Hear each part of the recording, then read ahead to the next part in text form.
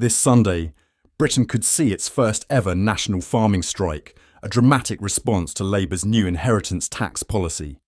Farmers across the country, led by Welsh pressure group Enough is Enough, are calling for urgent action to protect their livelihoods and by extension the UK's food security. In a leaked statement reported by The Times, Enough is Enough announced their call for a week-long strike, urging farmers to stop produce from leaving their farms. Their message: we are being suffocated by a government determined to destroy our livelihoods, our future, and our ability to feed the nation. They warned that if this policy goes unchecked, the UK could face major food shortages, rising prices, and the potential collapse of the rural economy. Farmers fear they'll be forced to sell land just to stay afloat, leaving Britain increasingly dependent on imports.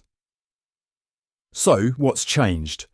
Last month, Chancellor Rachel Reeves revealed that the inheritance tax relief for family farms, previously 100% tax-free, would now be capped. Farms valued over £1 million will face a 20% tax on anything above that threshold. It's a policy Labour says will affect only the largest landowners, about a quarter of all farmers. But farmers argue it's much more complicated. They say this tax change puts an enormous strain on smaller and mid-sized farms, which rely on passing down land to keep their operations viable. This is a last resort, they say. Farming groups and unions warn that the policy could devastate future farm businesses, putting family-run farms at risk. Britain may soon find itself grappling with less homegrown food on the shelves and more imported goods, which could drive up costs. Ministers insist the policy targets only large landowners, aiming to rebalance wealth without harming the majority. But farmers argue that even a small tax change could lead to land sales, a reduced ability to farm, and potentially losing the UK's agricultural backbone. Is this farming strike a wake-up call for Britain?